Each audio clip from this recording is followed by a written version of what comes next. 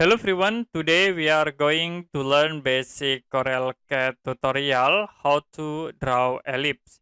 There are two options to draw ellipse. You can go drop down menu in this ellipse option, and first we can draw ellipse by center and the second with X.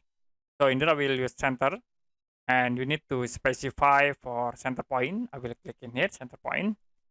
Second point you can set for axis and point, like I will set into 10. Now you can set again for radius in it. I will set into 5. Press enter. So we create this ellipse.